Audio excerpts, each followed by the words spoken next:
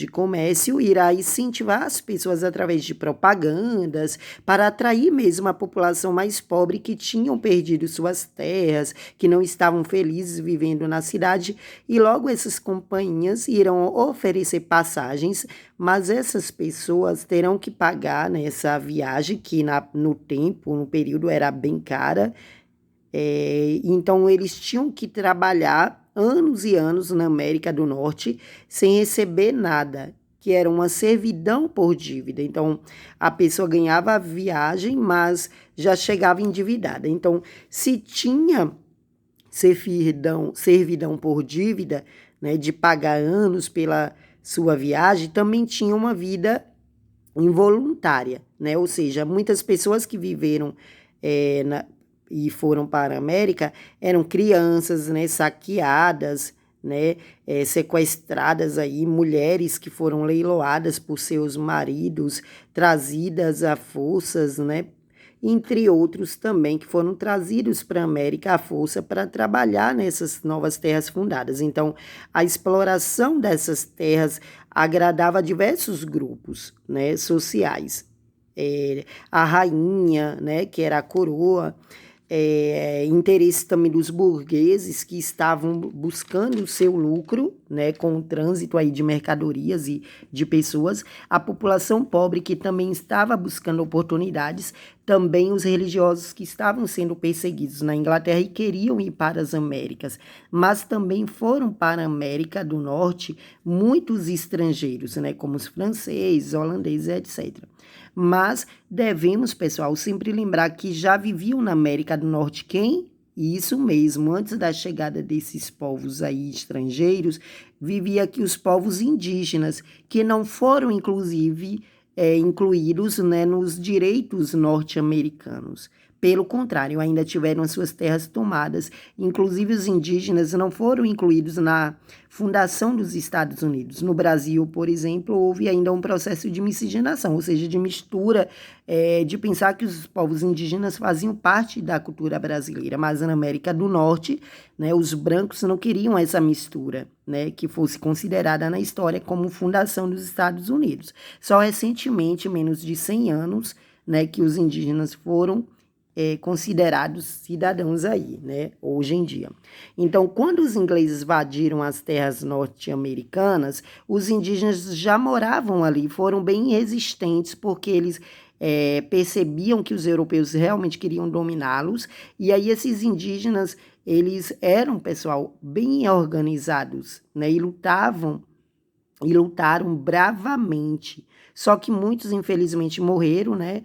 Ou outros tiveram que fazer acordos em outros momentos, tá? Então, sobre as 13 colônias, os ingleses eles estavam fundando até colônias, né, na América do Norte, que cada colônia dessa, ela era independente, por mais que elas tivessem que dar satisfação à Inglaterra, né, além de pagar altos impostos para a coroa inglesa, mesmo assim elas tiveram uma autonomia. Só que a Inglaterra foi percebendo que essas colônias queriam a independência e começou a ter uma política de abandono de suas colônias, né? A Inglaterra ela não teve tantos interesses nas colônias inglesas, norte-americanas, porque até então ela não tinha ouro, não tinha prata, né? O interesse da Inglaterra era outro.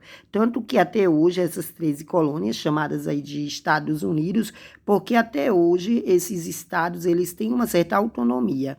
Em alguns estados tem pena de morte, outros não, etc.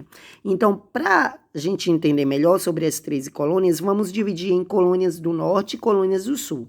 Isso é importante, gente, porque a gente precisa entender as diferenças, né, as características de cada uma. A começar, as colônias do sul, elas tinham um clima subtropical e por causa desse clima não só era bom para o plantio, né, as terras eram férteis, mas como também dava para plantar lá coisas que não plantava na Inglaterra, né? Então, o sul ele vai ser mais explorado de uma forma mercantilista, ou seja, comercial, porque enquanto nas colônias do norte era mais frio, né, e não dava para plantar direito, e a Inglaterra não estava nem aí, né? Mas nas colônias do sul começou a desenvolver um sistema de plantation, né? Que eram latifúndios, ou seja, terras grandes de um dono, né, que produzia uma monocultura, ou seja, um único produto para exportação, principalmente da plantação de algodão.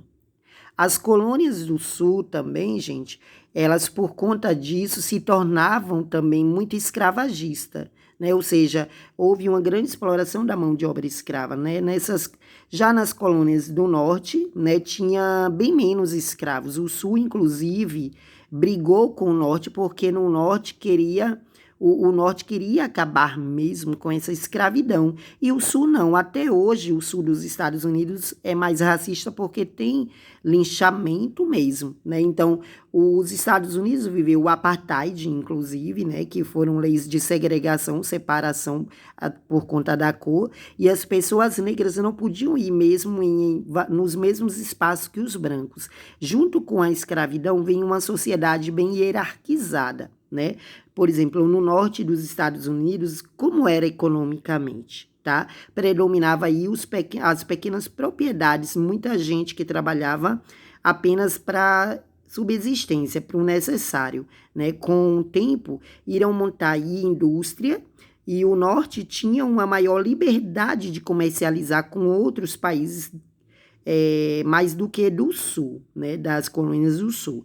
E a Inglaterra tentava impor o seu poder, mas já era tarde, porque rolava entre as colônias do norte um comércio triangular, ou seja, eles comercializavam com outros países como a África, América do Sul e as Antilhas. As Antilhas, gente, são ilhas que estão no Caribe, na América Central, né? Para finalizar, também teve a chamada colonização do centro, que foi a comercialização mesmo aí do norte com o sul e com a Europa.